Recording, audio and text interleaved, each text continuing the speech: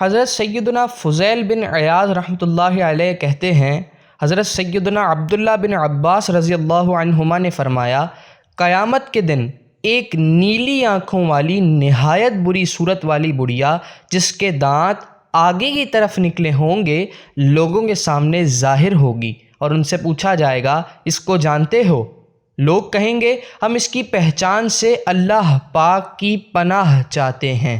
कहा जाएगा, ये वही दुनिया है जिस पर तुम नाज किया करते थे, इसी की वजह से रिश्तेदारियां काटते थे, इसी के सबब एक दूसरे से हसद और दुश्मनी करते थे।